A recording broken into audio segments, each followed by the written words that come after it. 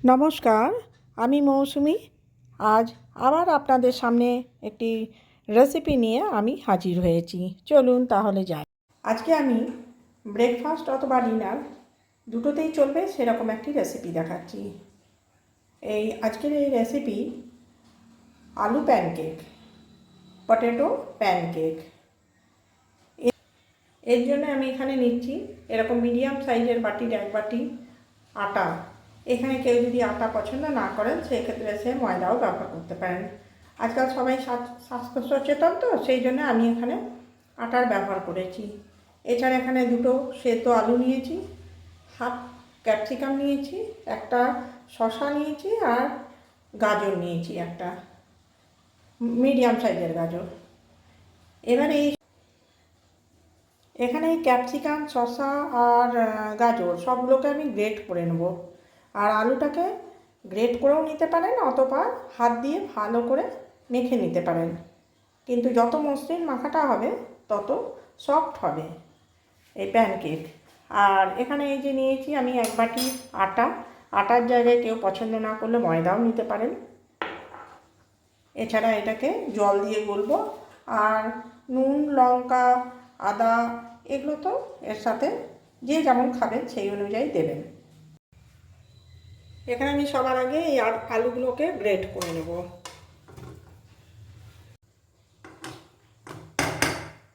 দেখুন এখানে আমি আলুটাকে গ্রেট করে নিলাম। এবারে বাকি উপকরণও আমি এইভাবে গ্রেট করে নেব। এর মধ্যেই শসাটা গ্রেট করে দেব। ভেজিটেবলসগুলো আপনারা আপনাদের পছন্দ মতো যে কোনো কিছুই দিতে পারেন। এইভাবে গ্রেট করে দেব। এখানে গাজর গ্রেট করে দিলাম, তাহলে আলু, শসা আর গাজর গ্রেট করে দিলাম। এখানে দেখুন আমি সমস্ত কিছু গ্রেট করে আর ক্যাপসিকামকে কুচো করে দিয়ে দিয়েছি। এবার এর মধ্যে ময়দাটা অল্প অল্প করে আমি মিশিয়ে দেব। এই ময়দাটা এর মধ্যে আমার যতটা পরিমাণ লাগবে আমি সেই অনুযায়ী নেব। প্রথমে এটাকে ভালো করে মেখে নেব, তারপর লাগলে আবার দেব। এখানে অল্প অল্প জল দিয়ে আমি এই একটা ব্যাটার তৈরি করব। এখানে অল্প অল্প জল দেবো, প্রথমেই বেশি পরিমাণ জল দেব না। দেখুন এটাকে ভালো করে এখানে ব্যাটারটা তৈরি করে নেব। অনেকটাই গাঢ় আছে, আরও এখানে জল লাগবে।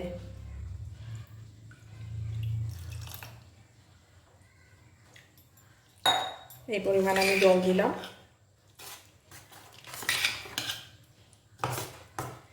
এবারে এই ব্যাটারটাতে আমি নুন আর লঙ্কা, আপনারা যে যেমন ঝাল খাবেন সেই অনুযায়ী ঝাল দেবেন।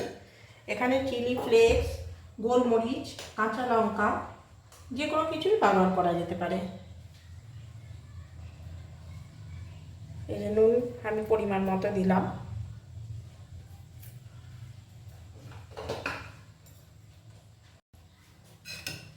নুনটা দিয়ে দিয়েছি। এবার এটাকে ভালো করে আবার মিক্স করে নেব। এর মধ্যে আমি আরও 2 চামচ এই আটাটা দিলাম।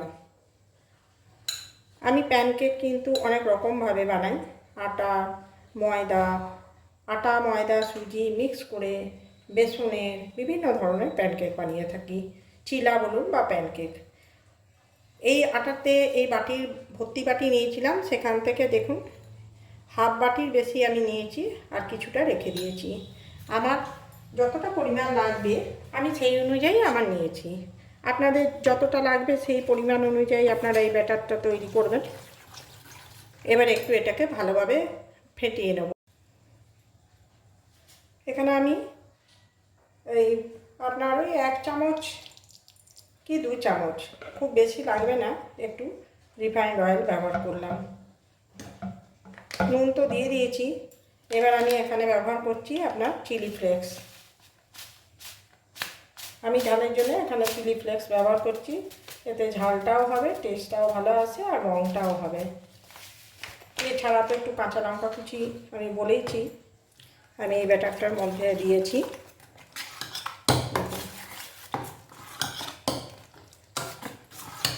একটু ফেটালে না এটা আরও নরম হবে, যার জন্য আমি একটু ফেটিয়ে নিচ্ছি।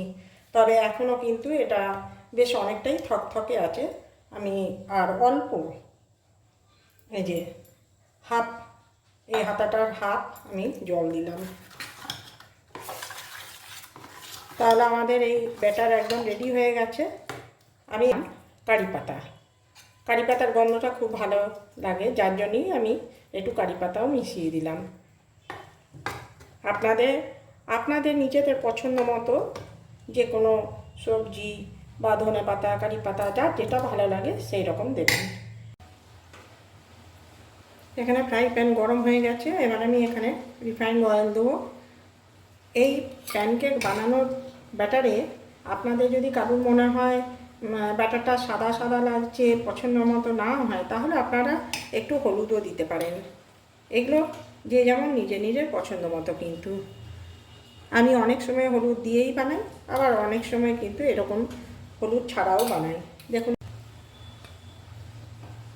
এখানে আমি রিফাইন্ড অয়েল দিয়ে দিলাম। রিফাইন্ড অয়েলটা একটু গরম হতে তেলটা ফ্রাই প্যানের চারদিকে ছড়িয়ে দেব। এবার তেল গরম হয়ে গেছে, আমি এই ব্যাটারটা এক হাতা করে এখানে দিয়ে দেব। যদি কেউ হাতাতে ঘুরিয়ে বড় করতে চান সেটাও করতে পারেন, কিংবা এরকম করে তেজপাতা নেবেন, তেজপাতাটা দিয়ে খুব সহজেই এইভাবে প্যানকেকগুলো ঘুরিয়ে নিতে পারবেন। আমি সরু চাকলি, ধোসা বা প্যানকেক এরকম করে ঘুরিয়েও করি, এতে খুব সহজে ঘোরানো যায়। হাতাতেও ভালো হয়, কিন্তু অনেক সময় হাতাতে চিটে নিচের থেকে উঠে আসে, এতে কিন্তু তা হয় না। দেখুন এইভাবে এই যে গোল হয়ে করলাম। এবারে একটুখানি হতে দেব, একটু ঢাকা দিয়ে দিলাম। এবারে আমি ওই 1 মিনিটের মতো, 1 মিনিটও লাগে না, কয়েক সেকেন্ড ঢাকা দিয়ে খুলে নেবেন, দিয়ে আস্তে আস্তে এটাকে ওঠাতে হবে। এই প্যানকেকটা নিচেটা একটু হয়ে এলে তারপরে আমি আস্তে আস্তে ধারটা প্রথমে তুলে নেব, তারপরে এটাকে উল্টে দেব।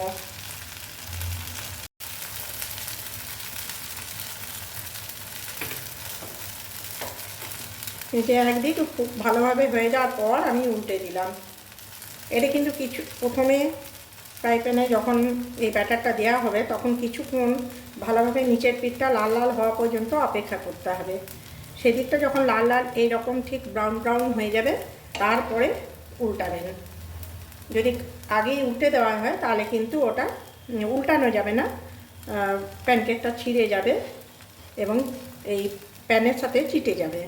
যার জন্য এরকম ব্রাউন হবে, তবেই আপনারা উল্টাবেন। এরকম একটু উল্টে দেখলেই বুঝতে পারবেন।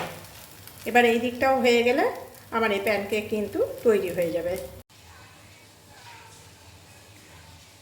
আজকে আমার এখানে এই পটেটো প্যানকেক রেডি হয়ে গেছে, আমি প্লেটে সার্ভ করে দিয়েছি। এই পটেটো প্যানকেক আমি সার্ভ করেছি বাড়িতে বানানোই আম কাসুন্দি আর ওখানে সস, বিভিন্ন রকম চাটনি দিয়েও এটা খাওয়া যেতে পারে, আর এছাড়া দইয়ের রায়তা দিয়েও খাওয়া যেতে পারে।